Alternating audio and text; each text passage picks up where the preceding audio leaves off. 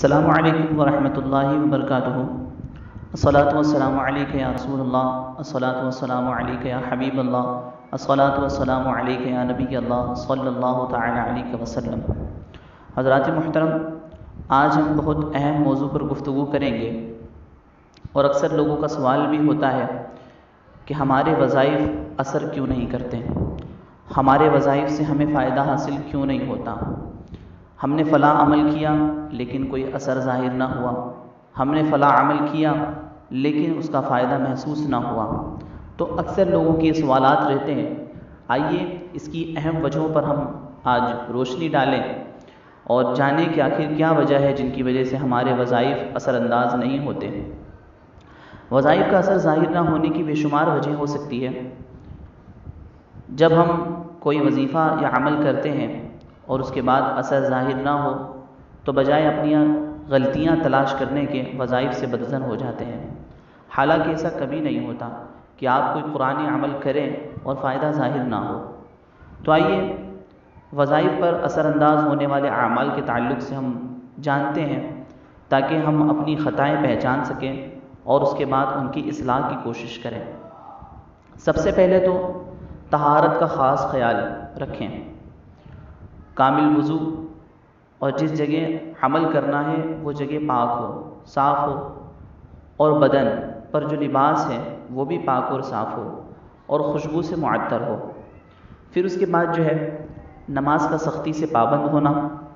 کہ ہر فرد کی نماز جو ہے وہ فرض ہے، اور اس کے ترک پر بے شمار وعیدیں موجود ہیں۔ سب کو معلوم ہے، جیسا کہ حضرت ام ایمن رضی اللہ تعالی عنہا سے روایت ہے کہ نبی کریم صلی اللہ تعالی علیہ وسلم نے ارشاد فرمایا، لا تترک الصلاۃ متعمدا فانه من ترک الصلاۃ متعمدا فقد برئت منه ذمۃ اللہ ورسولہ،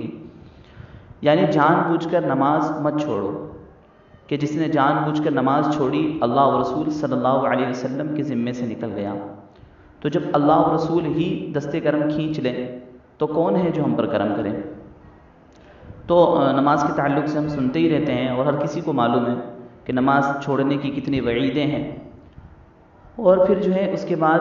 قرآن پاک کا صحیح مخارج کے ساتھ پڑھنا، کہ معلوم ہوا کہ جو عمل ہم کم کر رہے ہیں اسے پڑھ ہی غلط رہے ہیں، تو پھر اس کا فائدہ کہاں سے ظاہر ہوگا؟ جہاں زبر ہے زیر پڑھ رہے ہیں، جہاں ہا ہے وہاں ہا پڑھ رہے ہیں، جہاں پر عین ہے وہاں پر حمزہ پڑھ رہے ہیں، تو بجائے ثواب کے وہ عذاب کا باعث بنے گا۔ اعلیٰ حضرت امام احمد رضا خان فاضل بریلوی علیہ رحمۃ و رضوان اس تعلق سے ارشاد فرماتے ہیں کہ اتنی تجوید سیکھنا کہ ہر حرف دوسرے حرف سے صحیح ممتاز ہو، یہ فرض عین ہے، بغیر اس کے نماز قطعاً باطل ہے۔ مگر افسوس بہت کم ہی ایسے ہیں جو اس بات کا خیال کرتے ہیں، اور کچھ تو جلدی جلدی پڑھنے کے چکر میں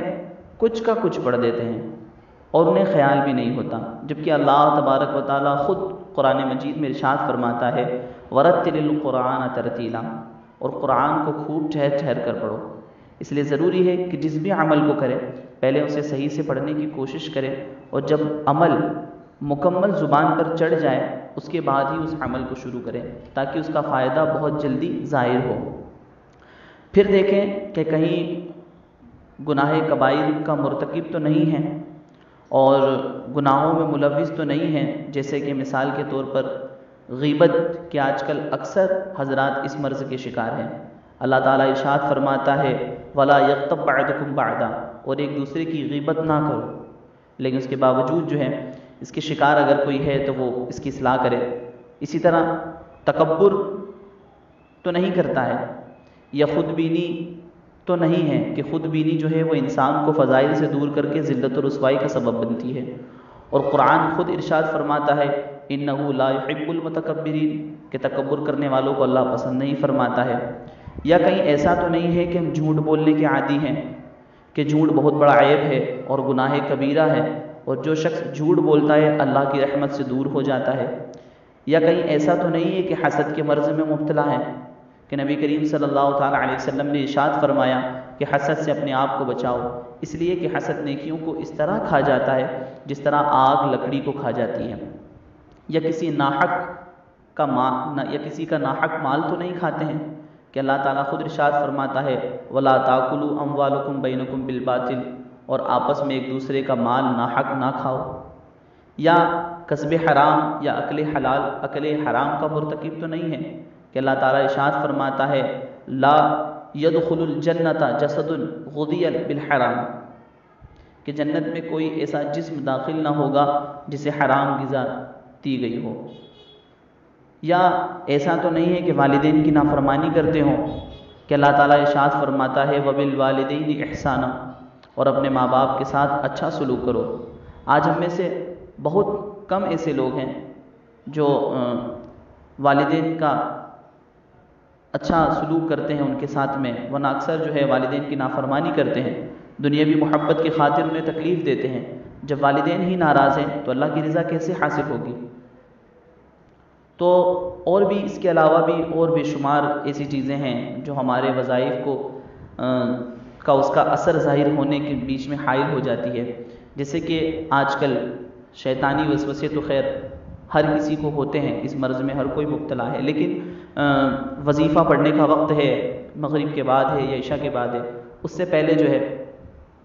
کوئی سانگ سن رہا ہے، کوئی گانے دیکھ رہا ہے، اور فوراً وقت ہوا اور اسی وقت مصلی پہ چلے گئے۔ اب ذہن میں جو ہے وہ ساری باتیں ہیں، وہ گانے سن رہے ہیں، وہ ذہن میں چل رہے ہیں، موبائل کا استعمال کثرت سے ہو رہا ہے، وظیفہ پڑھ رہے ہیں، خیال ہے کہ ہاں فلاں کو میسج کیا تھا، اس کا رپلائی کیا آیا ہوگا، ایک مرتبہ دیکھ لوں میں کہ اس نے کیا رپلائی کیا ہوگا، تو دھیان تو کہیں اور ہے، وظیفے میں مکمل توجہ بھی نہیں ہے، تو اس کا اثر کہاں سے ظاہر ہوگا؟ تو ایسی بے شمار باتیں ہیں جن پر اگر ایک ایک چیز پر اگر بات کی جائے تو بہت تفصیل ہو جائے گی۔ یہ اجمالاً میں نے ذکر کی چھوٹی چھوٹی باتیں جو بہت اہم باتیں ہیں کہ اگر ان پر جو ہے غور نہ کیا جائے تو بہت نقصان کا سبب بنتی ہے۔ تو ہم میں سے اگر کسی کے اندر ان تمام چیزوں میں سے کچھ ایک بھی اگر خامی پائی جاتی ہے تو آج ہی جو ہے اللہ رب العزت کی بارگاہ میں سچے دل سے توبہ کرے اور دوبارہ اس کو کرنے سے باز رہے، کیونکہ اللہ تبارک و تعالیٰ ارشاد فرماتا ہے ان اللہ یغفر الذنوب جميعا انہ هو الغفور الرحیم، کہ بے شک اللہ سب گناہ بخش دیتا ہے، بے شک وہی بخشنے والا مہربان۔ تو ہم اللہ تبارک و تعالیٰ کی بارگاہ میں سچے دل سے توبہ کریں اپنے گناہوں سے۔ اللہ رب العزت ہمارے گناہوں کو معاف فرمانے والا ہے، وہ غفور الرحیم ہے کہ بندہ جب گناہ کر لیتا ہے لیکن جب اس کی بارگاہ میں سچے دل سے توبہ کرتا ہے تو اللہ تبارک و تعالیٰ ان تمام گناہوں کو معاف فرما دیتا ہے۔ تو آج ہی سے یہ عہد کریں کہ ہم ان تمام چیزوں کا خاص خیال رکھیں گے، ہرگز ان خرافات کی طرف توجہ نہ دیں گے۔ آج ہماری پریشانیوں کا باعث یہی سب چیزیں ہیں کہ ان چیزوں کا ہم خاص خیال نہیں رکھتے ہیں، اور پھر اگر پریشانیاں آتی ہے تو پھر سوچتے ہیں کہ مجھے یہ پریشانی ہے، مجھے وہ پریشانی ہے، مگر افسوس ہم اپنی کوتاہیوں پر نظر نہیں کرتے ہیں۔ انشاءاللہ اس تعلق سے میں بعد میں گفتگو کروں گا کہ ہمارے اوپر پریشانیاں کیوں آتی ہے، اس کی کیا وجہ ہیں، لیکن فی الحال جو ہے ہمارا موضوع تھا کہ ہمارے وظائف جو ہیں وہ اثر انداز کیوں نہیں ہوتے ہیں، تو اس کی اہم وجہوں پر میں نے روشنی ڈالی ہے۔ آپ کوشش کریں ان تمام چیزوں کی اصلاح کریں اور اس کے بعد آپ عمل کریں، یقینی آپ کو فائدہ محسوس ہوگا۔ تو اللہ تبارک و تعالیٰ کی بارگاہ میں دعا ہے کہ کہنے سے زیادہ، سننے سے زیادہ عمل کی توفیق عطا فرمائے، اور اگر اس میں کوئی خطا، کوئی لغزش سرزد ہو گئی ہو تو اللہ تبارک و تعالیٰ اسے معاف فرمائے۔ استغفر اللہ ربی من کل ذنب واتوب الیہ، اشہد ان لا الہ الا اللہ واشہد ان محمدا عبدہ ورسولہ۔ السلام علیکم ورحمۃ اللہ وبرکاتہ۔